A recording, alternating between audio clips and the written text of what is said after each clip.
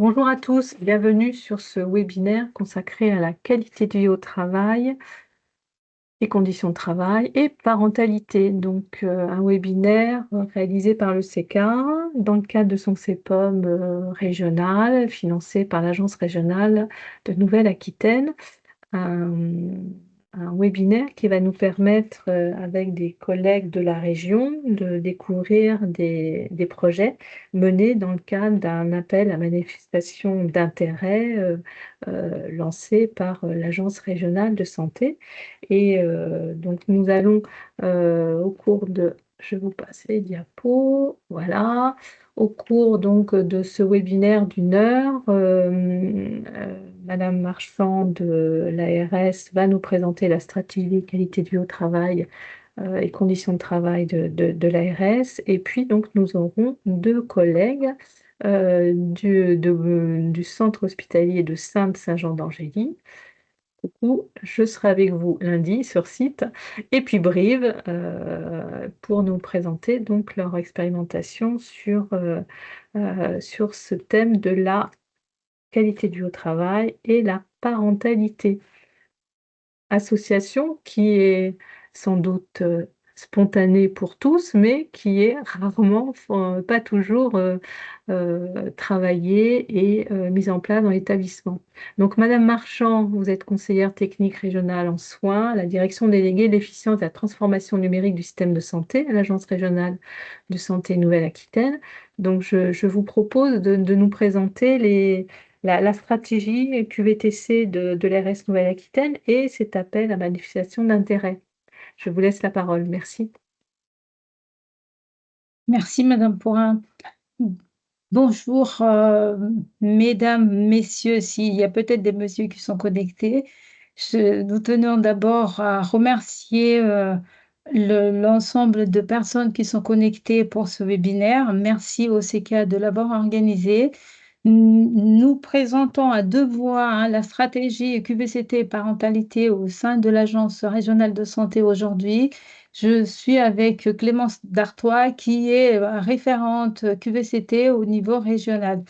Donc, je vous prie d'abord de m'excuser parce que je vais me présenter à tout le monde. Madame Pourrin l'a fait. Et je suis Hassana Marchand, je suis conseillère technique régionale en soins, rattachée à la direction de l'efficience et de la transformation transformation écologique du système de santé et puis de numérique également. Donc, nous, aujourd'hui, on, on a à échanger ensemble pendant 7 heures de la stratégie et puis stratégie, QVCT et parentalité, et également le retour d'expérience des collègues des 3 centres hospitaliers qui vont partager avec nous et suivi d'échanges sur cet AMI parentalité au travail. La diapositive, oui, merci beaucoup.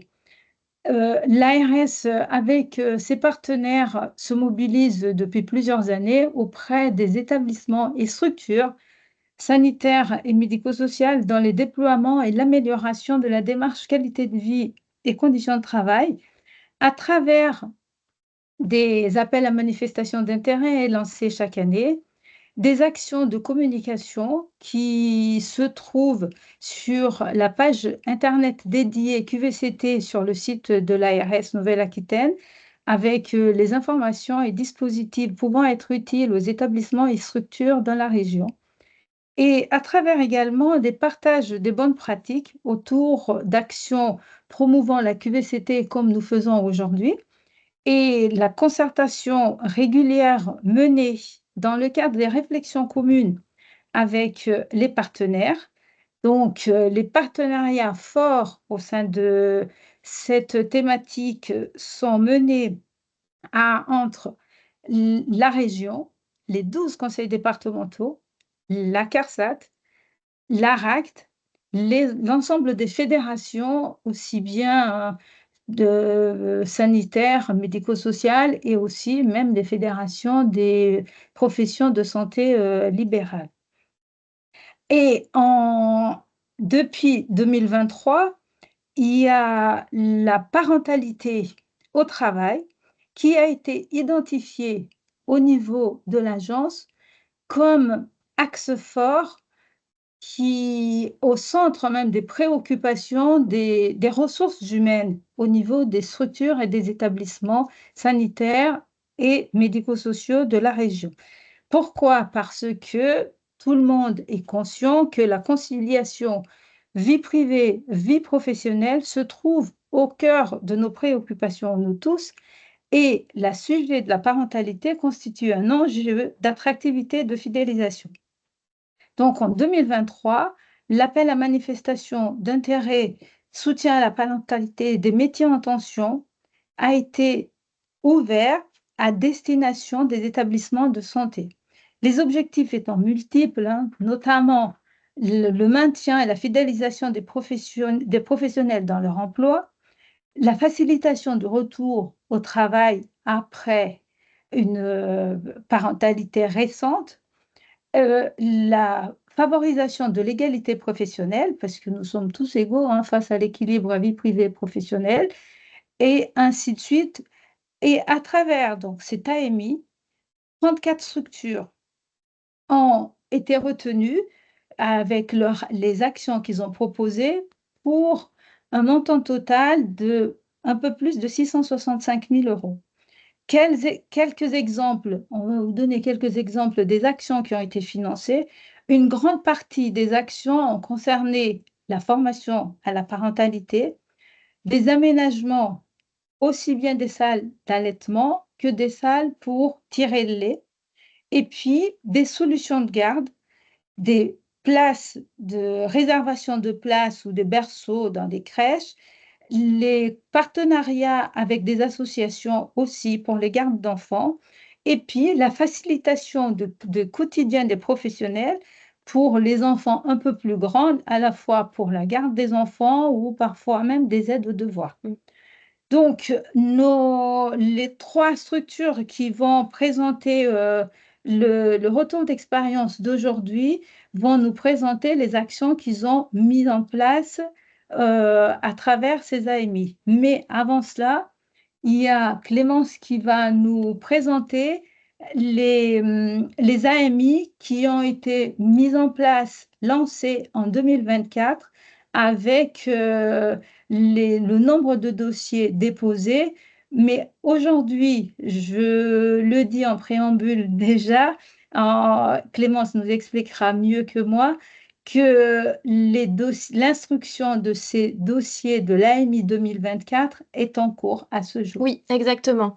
Alors effectivement, donc en 2024, on a lancé 2 appels à manifestation d'intérêt, mais à l'attention des structures médico-sociales. Donc un premier AMI à destination des EHPAD, qui était donc prévention de l'usure professionnelle, de la santé mentale et réduction de la sinistralité donc en EHPAD. Les actions que les établissements pouvaient solliciter. Donc, on était sur de l'achat de matériel, petits équipements en lien avec les conditions de travail, mais qui permettent de réduire les TMS. Donc, par exemple, les rails plafonniers, les moteurs, tout ce qui est chariot, chaises de douche électriques, etc. Les formations, avec notamment la formation donc, pour l'utilisation de ce matériel, la formation sur la prévention des accidents du travail, des TMS, des RPS. On avait également la possibilité de financer des organisations de rencontres interprofessionnelles sur ces thématiques de la réduction de la TMS et de la santé mentale. Et dernière action, on était sur des groupes de parole et des ateliers sur la thématique de la santé mentale. On a eu effectivement une forte mobilisation des EHPAD sur cette AMI parce qu'on a eu un peu plus de 570 dossiers qui ont été déposés. Du coup, on est encore en cours d'instruction sur cette AMI parce que ça fait pas mal de dossiers. Et le deuxième AMI qu'on a lancé cette année, toujours sur le financement d'actions de QVCT, mais là, on était pour les SIAD, les SPASAD et les structures du handicap, avec des actions un peu plus larges que ce qu'on a pu proposer pour les EHPAD. Donc là, on était pour cette AMI sur développer les collectifs de travail avec la mise en place de groupes de parole et groupes d'analyse de la pratique. Tout ce qui touche au soutien et coaching des cadres et des managers. On a également les formations spécifiques du type réflexion éthique et santé mentale des professionnels. On avait, comme pour les EHPAD, des actions de lutte contre les TMS avec l'achat de matériel, petits équipements, les formations pour utilisation de ce matériel et tout ce qui était formation, prévention accident du travail, TMS, RPS, santé mentale, etc. Et une dernière action sur développement durable et transition écologique, avec formation aux enjeux environnementaux, aide aux mobilités durables, etc. Comme pour les EHPAD, une belle mobilisation des structures avec un peu plus de 260 dossiers déposés, ce qui nous fait en tout pour cette AMI sur le volet médico-social un peu plus de 800 dossiers à instruire. Donc on est en cours et on espère rendre notre copie pour décembre, janvier 2025. Voilà, tout ce qui est notification aux établissements, que ce soit notification de refus ou d'acceptation. Bien, merci Merci, Madame Clé. Dartois et Madame Marchand pour cette contextualisation. Et nous allons tout de suite passer la parole à nos collègues de Saintes et Saint-Jean d'Angély qui, je sais, ont rapidement après une réunion. Donc, nous allons leur laisser la parole. Si jamais vous ne pouvez pas rester, Madame Maisonneuve et Madame Coutureau, un petit peu plus, s'il y a des questions, bon, on vous transmettra les questions par rapport à votre intervention. Je vous laisse la parole, Madame Maisonneuve et Madame Coutureau du Centre hospitalier de Saint-Jean d'Angély. Merci beaucoup. Bonjour à toutes et tous. Je suis donc Pauline Maisonneuve, la directrice des ressources humaines de la direction commune qui compte notamment le groupe hospitalier Saint-Jean d'Angély. Je suis accompagnée d'Elisa Coutureau qui est responsable du pôle développement RH et qui a été chef de mission sur le projet que je vais vous présenter.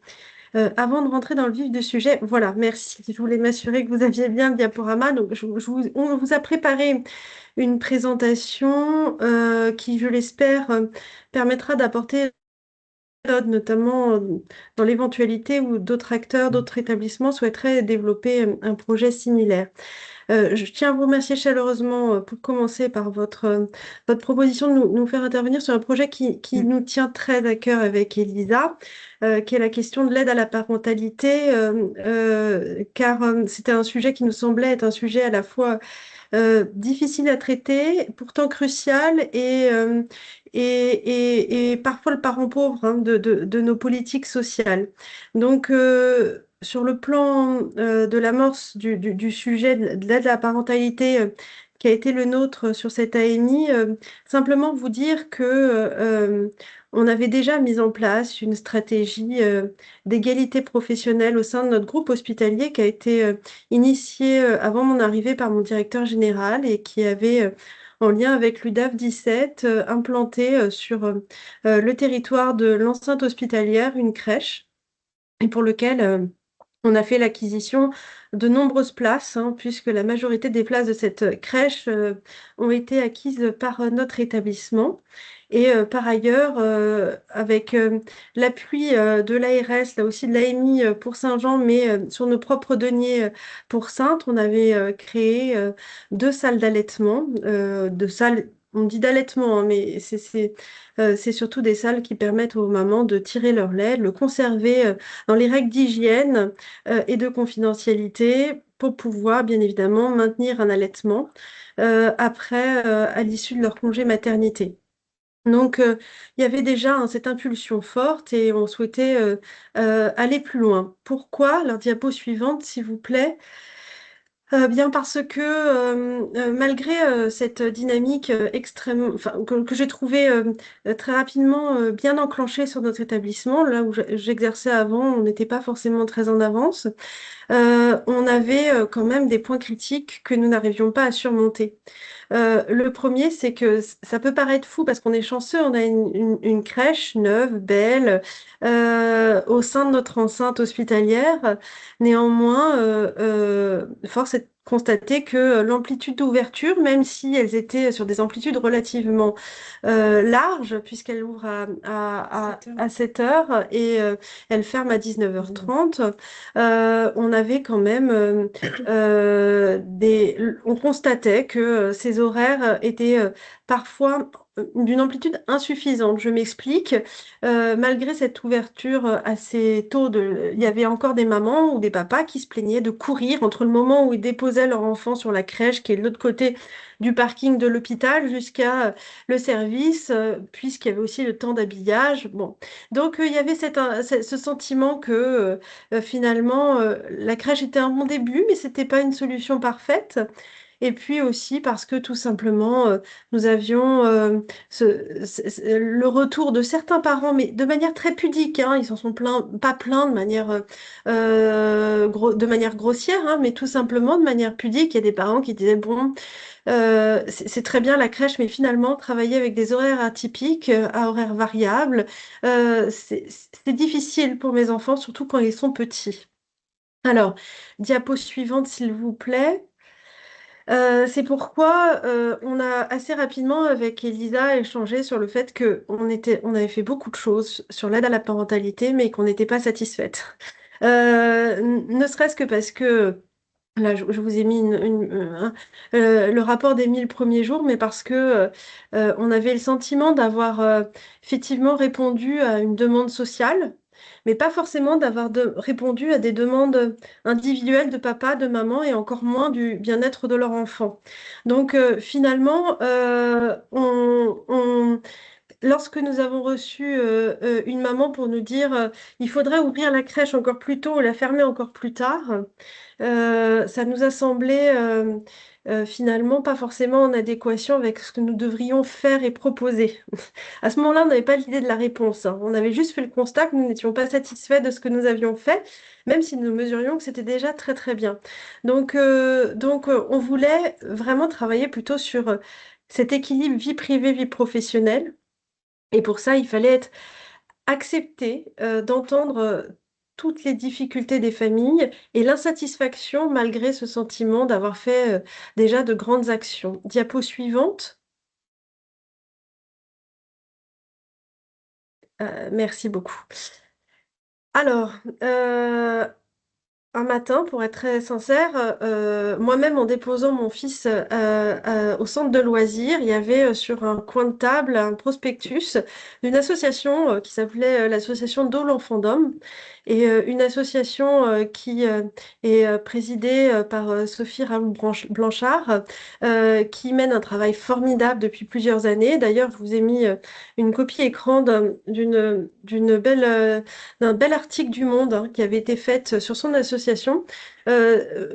Sophie a créé cette association initialement, hein, bon, elle en parlerait bien mieux que moi, mais pour aider les mamans célibataires, notamment ces mamans qui, après avoir été en couple, après s'être séparées, qui étaient inactives et devaient retourner sur le chemin du travail. Et souvent, c'était des emplois, par exemple, ce qui existe dans la restauration ou dans les boulangeries où il faut se lever tôt. Et elles étaient mamans solo, et pour reprendre le chemin de l'emploi et reprendre leur complète autonomie, elles n'avaient pas forcément de solution parce que les modes de garde, notamment pour les plus petits, mais y compris pour les écoles, les horaires d'accueil étaient incompatibles avec ce retour à l'emploi. Et donc, elle a créé cette association en sourçant, en s'entourant de personnel qualifié du secteur de la petite enfance pour intervenir au domicile pour tout enfant de moins de 3 ans, le soir, le matin ou le week-end ou les jours fériés. Autrement dit, c'est pas quelque chose, c'était pas une solution de garde qui était proposée, qui était alternative à ce qui existait, mais plutôt complémentaire.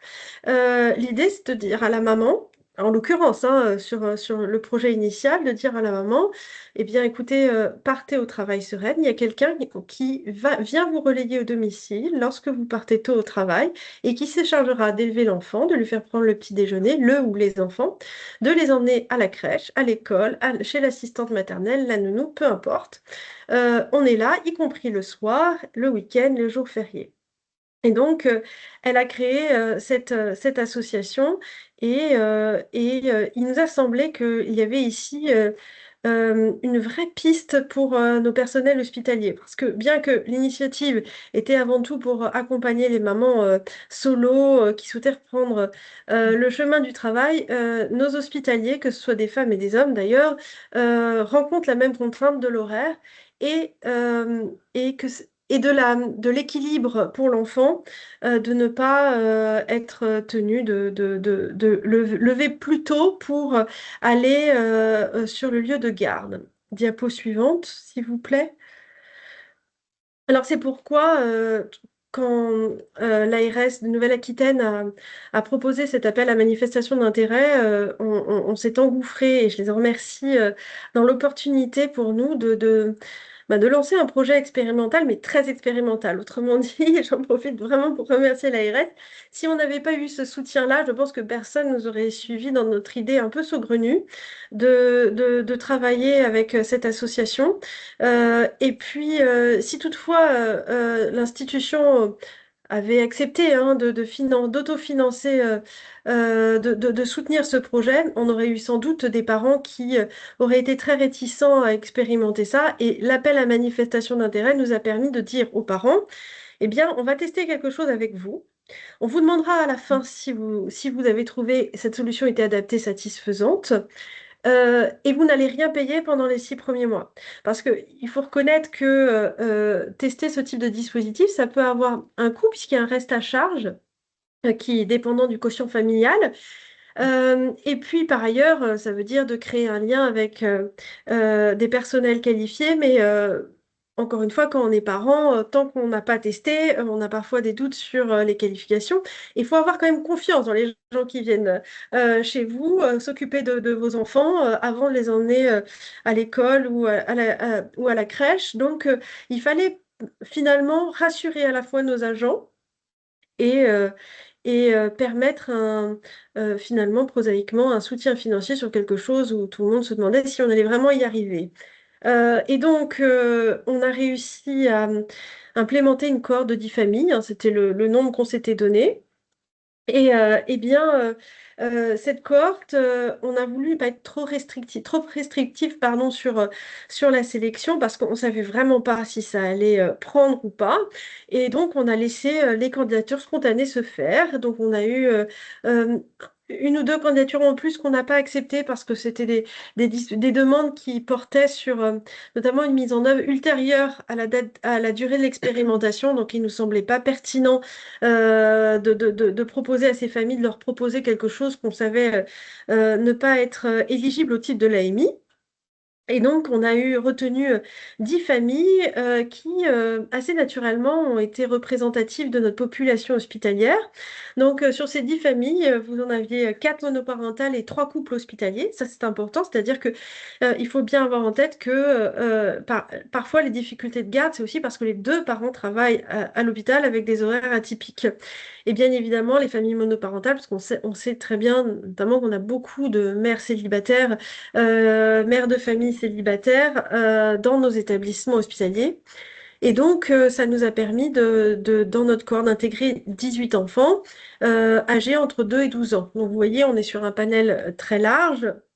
Et ça a permis d'inclure 12 professionnels. Et là encore, vous verrez qu'il y a plusieurs catégories socio-professionnelles représentées, 6 infirmiers quand même, dont un IBOD IAD. Donc autant vous dire que les IBOD IAD, c'est quand même les grades infirmiers les mieux rémunérés de l'établissement. Donc c'est pas forcément que apporter une réponse à des personnes dans une difficulté sociale. Hein, c'est vraiment d'apporter aussi une réponse à des personnes qui ont des contraintes horaires au titre de leur exercice professionnel. 4 aides-soignants, un ASH et un agent d'entretien. On avait dans ces 10 familles 4 foyers avec des quotients familiales prioritaires. Donc ça nous conforte dans ce que je viens de vous dire, c'est-à-dire qu'on avait plus de familles avec des quotients familiaux qui étaient tout à fait compatibles avec le financement, l'autofinancement de modes de garde complémentaires. Et de fait, ça nous ramenait à un reste à charge, donc un tarif horaire entre 4 euros et 25 euros, qui est donc calculé selon le quotient familial. C'est important de vous dire que ça, ces aspects de quotient familial de calcul de tarif horaire, c'est l'association Dole Enfant d'Homme qui l'a défini au titre de leurs règles de gestion. Diapo suivante, s'il vous plaît. Donc, pour ce qui est du besoin, là aussi, on a évalué avec Elisa, on a laissé les choses se dérouler, hein, c'est-à-dire que les agents ont exprimé leurs besoins.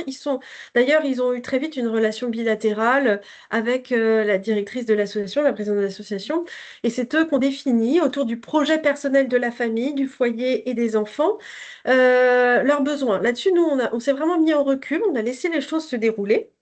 Néanmoins, il en ressort des données que le besoin se situe, sans grande surprise, tôt le matin et sur la première partie de soirée. Donc, la question de la deuxième partie de soirée, début de nuit et le week-end, finalement, le besoin est minoré. Mais vraiment, cette tranche horaire entre 6 heures, finalement, entre 6 heures du matin, c'est-à-dire le départ de la maman ou du papa du foyer pour aller prendre son poste, et le moment de dépôt de l'école, là, il y a vraiment une tranche horaire qui est très plébiscitée. Et puis, là, bien évidemment, la sortie de l'école, et ce jusqu'à 19 h, 20 h. Diapo suivante.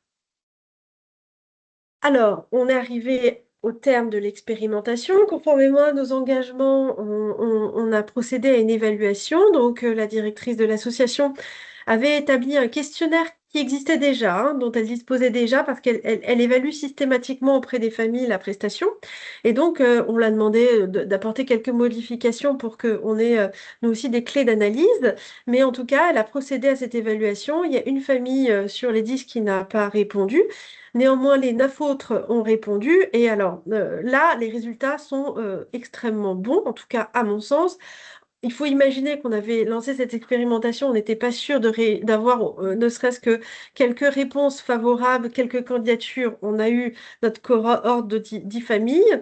Et puis, on n'était pas sûr finalement que l'évaluation par ces familles laisse penser une forme de satisfaction et finalement que ce dispositif était-il vraiment la bonne réponse? Eh bien, aux questions posées par l'association, on voit bien que sur les 10 familles, 9 ont clairement estimé, oui totalement ou plutôt oui, que cette solution atténuait un sentiment de culpabilité générale par rapport à leur choix d'exercice professionnel.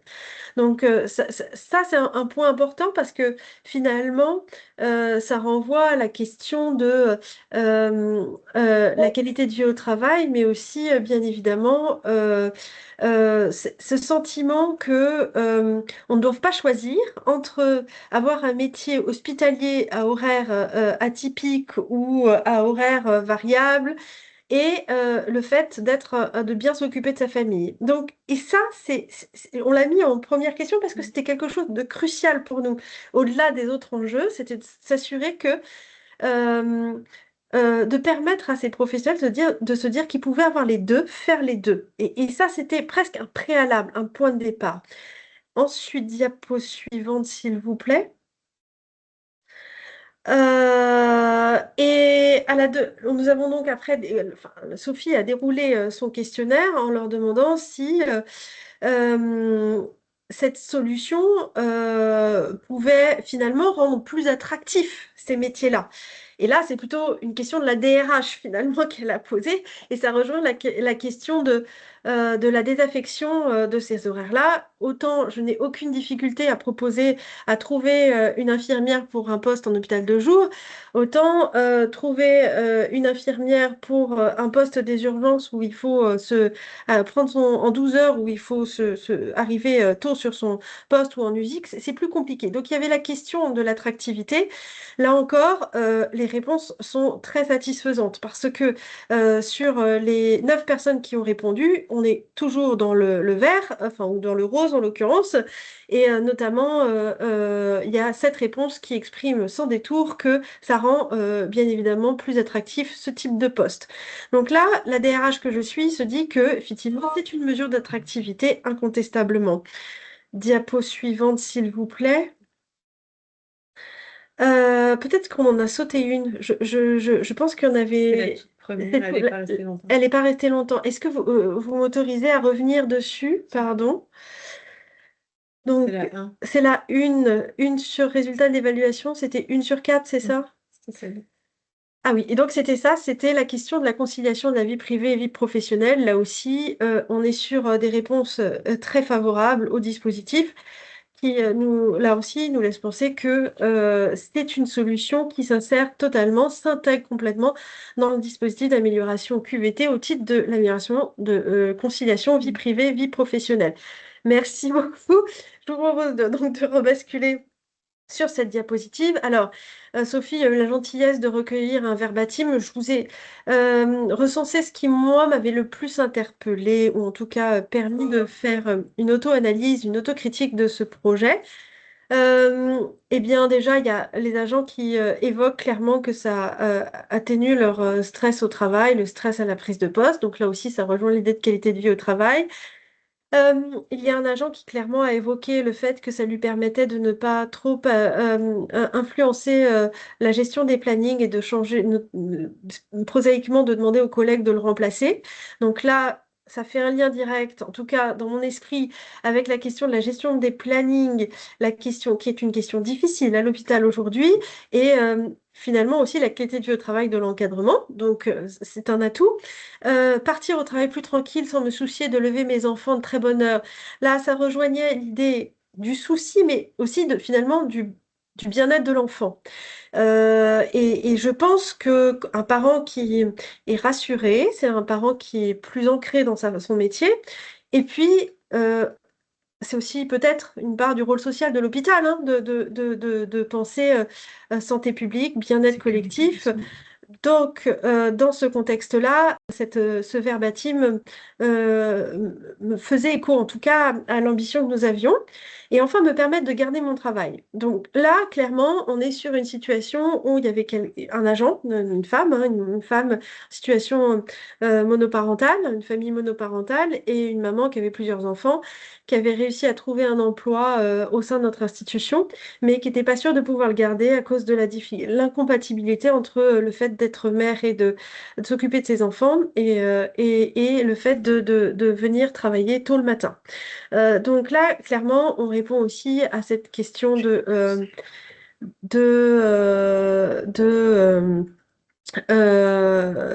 du maintien dans l'emploi, et c'est aussi un sujet crucial et social et qui dépasse le simple sujet de l'hôpital, hein, mais qui là aussi nous permet de dire que ce projet a certainement un impact beaucoup plus profond que la simple ambition qui était la nôtre. Et ça, pour être très honnête, je ne l'avais pas forcément anticipé, et donc ça m'a permis de le mesurer. Diapo suivante, s'il vous plaît. Bon, maintenant, on a fait le point là récemment avec Elisa, au regard de ses résultats. Moi, ce qu'on a conclu avec Elisa, ce dont on a conclu, c'est que on pensait pas forcément, quand on a commencé ce projet, on pensait pas forcément, on n'était pas parti avec cette ambition qu'il allait forcément être une réussite, mais qu'il fallait le tester et l'essayer. C'était forcément en essayant qu'on saurait si c'était crédible comme sujet. Donc là, dont on se rend compte, et on a demandé à Sophie de nous le confirmer, c'est que malgré le fait que l'appel à manifestation d'intérêt arrive à échéance et qu'il n'y ait plus de financement proposé par l'institution, il y a 8 familles sur 10 qui souhaitent continuer le dispositif sur leur propre denier. Il y en a 2 qui souhaitent en sortir. L'une parce que le reste à charge est trop onéreux, 25 €. Alors, vous allez me dire, oui, mais s'il est aussi élevé, c'est parce que les revenus du foyer sont élevés aussi. Alors là, sans dévoiler de choses confidentielles, c'est un foyer de professionnels qui viennent de Nouvelle-Calédonie. Et donc, le quotient familial étant calculé sur la base des revenus de l'année antérieure, autant vous dire que aujourd'hui, ils gagnent moins bien leur vie qu'en Nouvelle-Calédonie, mais ils ont tous les désavantages d'avoir des déclarations fiscales qui datent de leur année où ils étaient en Nouvelle-Calédonie. Donc là, ils ont estimé que la balance économique à ce stade était incompatible. Peut-être que l'année prochaine, quand leur quotient familial sera recalculé, ils sauront trouver le chemin de l'association pour remettre en place un tel dispositif. Mais en tout cas, ils ont mis ça en exergue sur le fait qu'ils n'allaient pas le continuer. Et l'autre, parce qu'on avait inclus une famille dont le domicile n'était pas sur le territoire d'intervention de l'association, hein, dans sa propre charte de fonctionnement. Elle a recruté des personnes sur un territoire donné. On avait accepté au titre de l'expérimentation de l'inclure. Enfin, en tout cas, l'association avait accepté de le faire. Maintenant, pour l'association, ça paraît trop périlleux de le maintenir parce que ça crée trop de frais kilométriques pour l'agent. Mais donc, autrement dit, les deux agents qui n'ont pas souhaité se maintenir dans le dispositif, ce n'est pas pour des raisons d'insatisfaction du dispositif, ce sont plutôt attrait à des éléments qui leur sont propres. Et donc, pour nous, on est, je crois, convaincus aujourd'hui que c'est une solution qui doit être pérennisée et développée. Donc, pour le faire, ça sous-tend la question, euh, ou non d'ailleurs, d'un financement porté par l'institution, parce qu'on doit comme on le fait pour l'achat de places en crèche, dégager une enveloppe pour porter une contribution. Est-ce que l'association Dole Enfants d'Homme doit essayer de solliciter des crédits pour pérenniser? Est-ce que l'hôpital doit contribuer et à quelle hauteur? Donc ça, c'est un point que nous allons instruire. Néanmoins, là, il semblerait que l'association propose un modèle économique qui soit soutenable pour les familles sans que l'hôpital intervienne. En tout cas, à ce stade, c'est ce que laisse penser ces résultats. Mais en tout cas, on va aller jusqu'au bout de la réflexion et instruire ça. Et je pense aussi que Sophie a réussi à répondre aux besoins de 10 familles, mais si on veut aller plus loin et étendre le projet à une autre échelle, certainement qu'il va falloir étendre la coopération à d'autres partenaires et nous sommes déjà en relation avec l'UDAF 17 qui a donc créé la crèche à laquelle nous sommes adossés et qui avait déjà par le passé tenté ce type de dispositif de soutien complémentaire des familles, mais il l'avait fait avec une entreprise privée et il nous avait dit que ça n'avait pas été une réussite. Et donc, ils seraient tentés, en tout cas, verbalement, ils s'y sont engagés, d'essayer de développer ce dispositif en lien avec nous, avec l'hôpital public de la Charente-Maritime Sud. Je crois que j'ai fait le tour de mes diapositives. J'espère que j'ai pas été trop longue.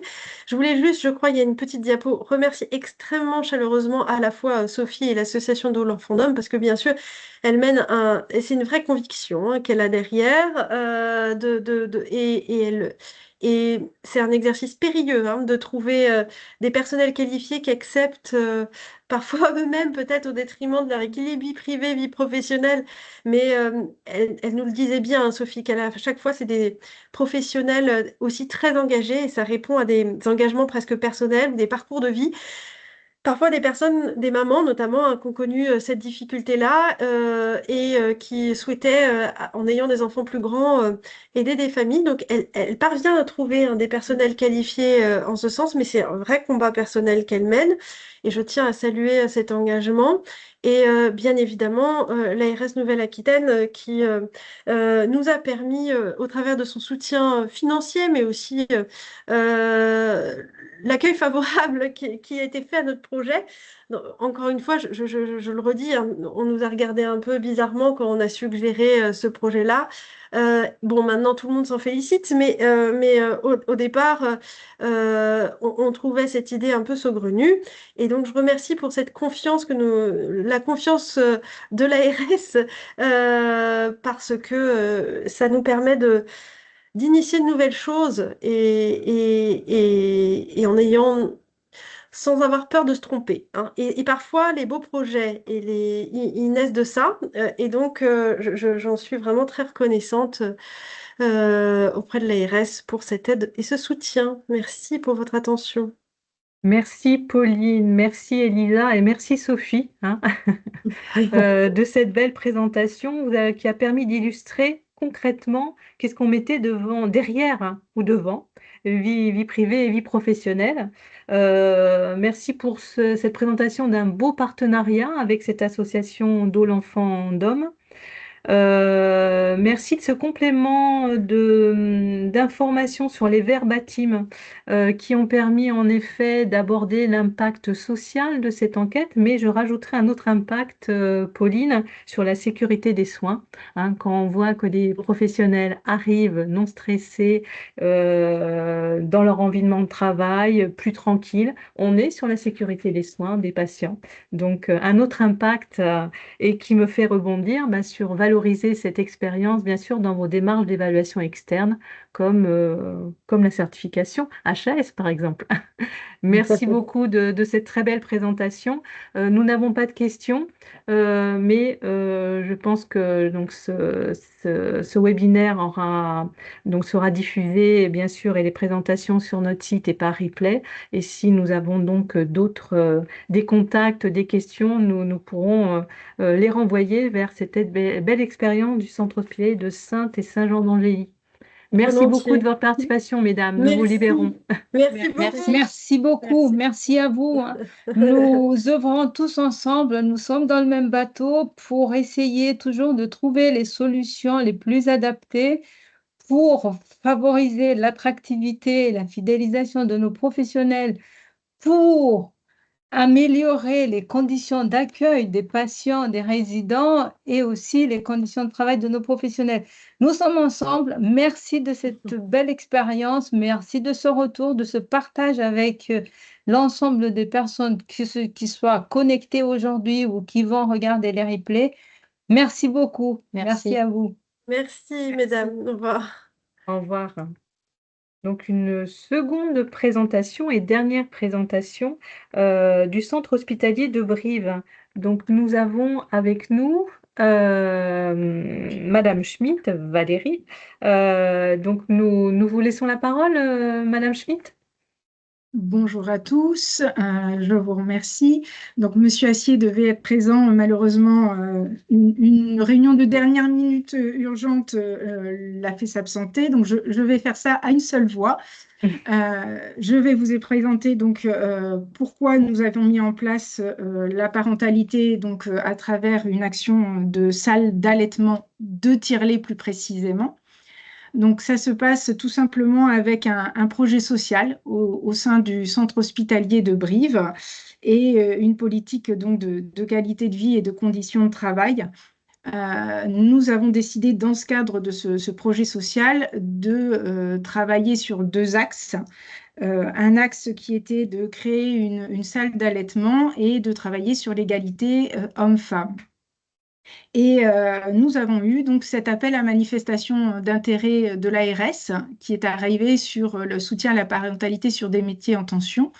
Et à ce moment-là, on s'est dit pourquoi pas raccrocher notre projet social et des actions qui sont prévues avec cet appel à manifestation. Donc nous avons candidaté et nous remercions l'ARS qui a choisi de valider notre projet pour lequel nous avons travaillé sur l'année 2024.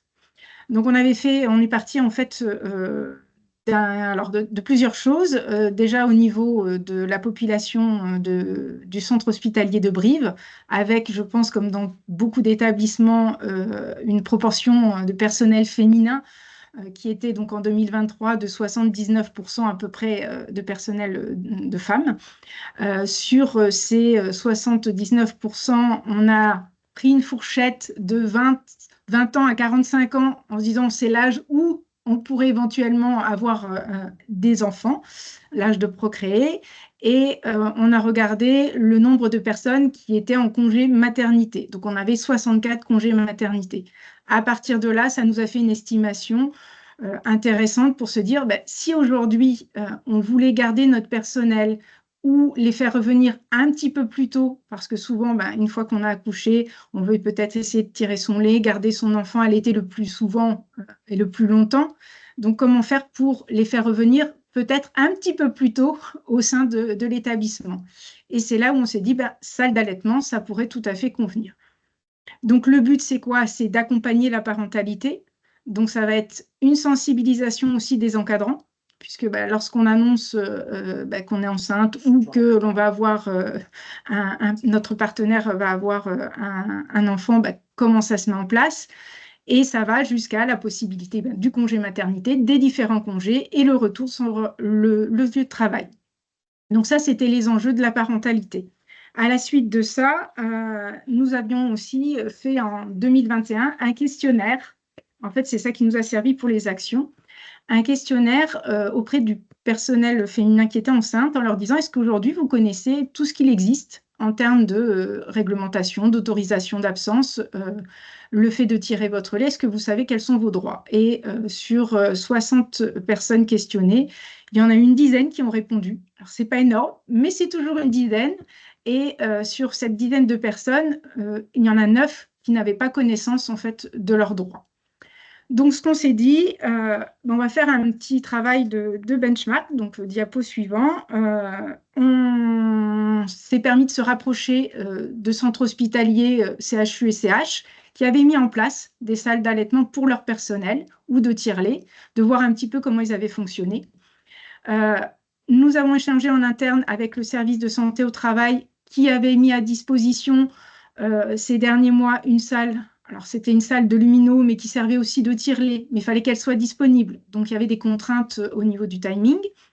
Avec le service social du centre hospitalier d'Aubry pour voir un petit peu ce qu'ils mettaient en place, et avec notre pôle femme-mère-enfant, donc tout ce qui est maternité, pédiatrie et autres, qui avait formé, donc qui vient de terminer sa formation, une personne en lactation. Donc, on s'est dit, on va rassembler toutes ces personnes-là et on va essayer de monter un projet pour créer cette salle en cohérence avec les besoins.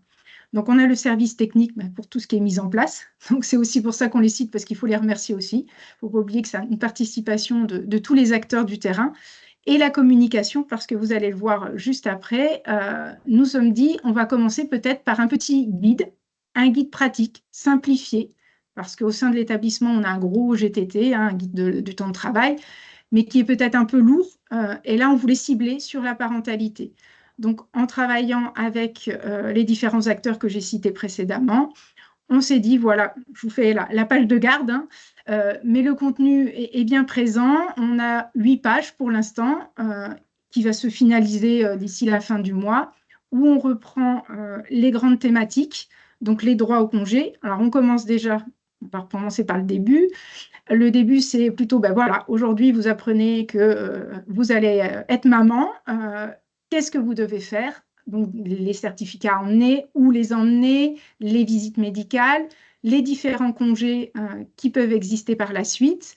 Le fait d'avoir des temps d'aménagement aussi à partir du 3e mois, toujours en fonction, bien sûr, des nécessités du service, mais ça existe. Voilà, c'est tout un panel. Et à la fin, on a repris aussi la possibilité du coup de tirer son lait, les visites médicales, une partie hygiène aussi, puisque c'est très important de le souligner. Et donc, je n'ai pas voulu vous le présenter en entier, mais des contacts et numéros utiles. Donc là, on a repris tout ce qui est service de santé, DRH, le service social. On a également les participations comme le CGOS, qui est là aussi financièrement à la naissance de l'enfant. Et puis aussi, on a mis des numéros et des adresses, la CAF, la CPAM, les violences, parce qu'il y a aussi des choses en termes, c'est d'actualité, malheureusement, des soucis des fois familiaux quand il y a une naissance d'enfant, donc il faut savoir où se tourner. C'est vraiment un petit guide très complet, très synthétique, avec 8 pages. Donc le but, sur la dernière page, c'est aussi de mettre des supports avec le guide de l'allaitement, naître et grandir. Donc ça, c'est un travail qui s'est fait avec la maternité. Donc une fois que ce guide va être finalisé, le but, c'est de le donner à la suite, soit aux managers, puisque généralement, c'est eux, cadres ou responsables, qui sont les premiers au courant, en avoir peut-être aussi à disposition dans le service de santé au travail, en avoir à la DRH. Et le but, c'est d'avoir un maximum d'informations disponibles auprès du personnel. Donc ça, c'était la première action que nous avons décidé de mettre en place. La deuxième action, ce sera l'accompagnement. Donc, comme je le disais tout à l'heure en préambule, on a une référente en lactation qui vient d'être confirmée et formée, donc qui s'est proposée une fois par semaine d'être à l'écoute pour les personnes qui auraient des difficultés sur la manière de tirer son lait ou qui se posent des questions. Voilà, j'envisage de revenir, qu'est-ce que je peux faire? Le service social, donc, qui est effectivement à l'écoute et également dans les démarches administratives, parce que parfois, c'est un petit peu le parcours du combattant et on ne sait pas toujours où se renseigner pour avoir des aides. et le service de santé au travail qui, comme je disais tout à l'heure, avait mis à disposition une salle qui servait, je dirais, à plusieurs fonctions, en tout cas, en attendant qu'on ait cette salle dédiée à la partie allaitement tire-lait. Et donc, le but, c'est aussi de sensibiliser les encadrants, parce que c'est vrai qu'en échangeant, la première chose, lorsqu'un agent dit, ben voilà, je vais avoir un enfant ou je vais avoir, mon partenaire va avoir un enfant, il y a toujours une peur tout d'un coup, ah, mais comment on va pouvoir compléter et remplacer, pas compléter, pardon, remplacer ce personnel absent. Donc, le but, c'est de travailler en amont pour essayer de diminuer cette peur, que ce soit au niveau de l'agent quand il l'annonce, et de l'encadrant pour l'accompagner dans la suite. Donc pour ça, on a mis aussi un lieu de détente, donc cette fameuse salle d'allaitement de tire-lait, avec une ambiance plutôt cocooning. Donc le but, c'est d'avoir un fauteuil relaxant. Donc on a mis la photo. Le fauteuil est livré ce matin. Donc je ne l'ai pas encore vu, mais ça y est, il est arrivé. On a mis en place un réfrigérateur, il y a une petite bouilloire, il y a une décoration avec des cadres, un porte-manteau, voilà, de quoi faire une petite salle sympathique. Et nous avons découvert, ça s'appelle Short Edition, qui travaille et qui déploie beaucoup de choses sur les hôpitaux. Donc, vous avez le distributeur d'histoires courtes. Donc, ça permet, puisque le temps de tire-lait est au maximum de 2 fois 30 minutes, d'avoir un moment pendant ce tire-lait où des fois, c'est un petit peu long, et d'avoir un petit moment de zénitude, de détente, penser un petit peu à autre chose et possibilité de flasher. Donc, ces petites histoires courtes de genre littérature. Donc, on a travaillé avec Short Edition en expliquant que c'était bien pour un personnel féminin, sur un moment de détente lié à la parentalité et à l'enfant. Donc, les histoires vont être, ça peut être de la poésie, de la littérature, voilà, il y a des choix. Et avec des durées en fonction de ce que la personne a envie. Donc, c'est quelque chose qui se déploie beaucoup sur le territoire. Donc, ça, c'est le moment de détente. Et puis, pour terminer, donc, la petite signalétique, parce que ce lieu, nous l'avons choisi à l'écart, pour que, alors, centralisé, mais à l'écart des passages, parce que le but, c'est vraiment d'être dans la détente. Donc là, vous avez une photo de début. Tout n'était pas encore en place, c'était juste le matériel qui était à disposition. Donc, c'est une salle qui n'est pas très grande, hein, qui fait 5-6 mètres carrés. Vous aurez après un exemplaire du plan. Avec une apprentie qui travaille chez nous, elle nous a proposé la signalétique. On a trouvé très douce et très agréable, donc qui va permettre vraiment d'identifier la salle avec un petit parcours. Voilà, le service technique qui nous a aidés pour la mise en place de tout ce matériel aussi. Donc ça, c'est important de le rappeler. Et puis, le budget prévisionnel. Donc, aujourd'hui, par rapport à l'enveloppe que l'ARS nous avait proposée, on n'en est qu'à la moitié. Il y aura peut-être un petit changement, mais pas énorme. Donc, on voit que finalement, avec des moyens qui ne sont pas conséquents, on arrive quand même à mettre en place des choses. Donc, le but aujourd'hui, si je devais faire un petit retour d'expérience, la grosse problématique, ça a été surtout de trouver une salle. Parce que les locaux, c'est très compliqué, hein. Voilà, c'est la difficulté première. C'est là où on a mis 6 mois pour vraiment trouver le lieu qui va bien, qui correspond. Ensuite, sur le mois de juillet-août, on a commencé à faire les recherches de matériel, puisque acheter du matériel, si on ne sait pas le lieu, c'est compliqué aussi. Actuellement, on est dans la réception. La mise en place devrait se faire d'ici décembre complètement, comme le support informatique, hein, le guide pratique aussi. Et le déploiement devrait se faire au 1er janvier 2025. Ce qui nous restera à faire aujourd'hui, ce sera vraiment d'accompagner, de déployer et de communiquer auprès de l'encadrement et des agents. Ça va être le sujet à venir. Mais sinon, moi, j'ai plutôt bon espoir et je pense qu'au niveau du centre hospitalier de Brive, ce sera une action qui, je l'espère, va attirer du monde. En tout cas, la DRH est porteur de ce sujet dans le cadre de la qualité de vie et des conditions de travail. Donc, la demande est là. On verra, on fera un petit retour au bout de 6 mois et on verra un peu ce qui se passe et si effectivement les agents sont intéressés et trouvent le sujet pertinent. Donc, merci à tous pour votre attention et merci encore à l'ARS pour avoir validé en tout cas notre projet. Merci beaucoup pour cette très belle présentation, totalement différente, Valérie. En effet, vous serez en mesure dans 6 mois de tracer ou de calculer la fréquentation de cette salle, hein, de son taux d'attente, peut-être aussi, de cette planification. Donc un bel outil en effet de management de l'encadrement de proximité. Vous nous direz si jamais votre guide est partageable, n'hésitez pas à nous l'adresser et nous pourrons le mettre en ligne avec le replay et le support de présentation, bien évidemment, si ce travail réalisé en partenariat avec votre maternité est possible d'être partagé. Donc là, un autre beau projet très concret, plus centré sur l'aménagement des locaux et sur l'attention que vous avez eue sur la signalétique, hein. Vous avez parlé de douceur. Et c'est vrai que tout ce qui est maintenant ces projets de design dans les établissements est important, hein. On a des couleurs, nous avons des odeurs, nous avons des mots dans les établissements de santé qui sont des fois violents. Et là, vous avez, à partir de ce projet, intégré ces éléments de design également dans votre projet. Merci beaucoup de cette présentation. Avons-nous des Merci à vous. questions? Non. Madame Marchand, ou je vous laisse compléter. Nous avons juste à remercier le CHD de Brive, Madame Schmidt, pour cette expérimentation, ce beau projet qui, on va espérer, va satisfaire les besoins des professionnels et qui va pouvoir aussi améliorer leur sérénité dans l'accomplissement de leur mission et donc favoriser au mieux l'accompagnement des patients, la prise en soin des patients. Merci à vous, merci Merci. à tout le monde. Nous Merci. n'avons pas de questions pour le moment, non. Donc, nous vous rappelons que le support de présentation et le replay donc, sera disponible Fin de journée. en fin de journée, voilà, sur le site du CK.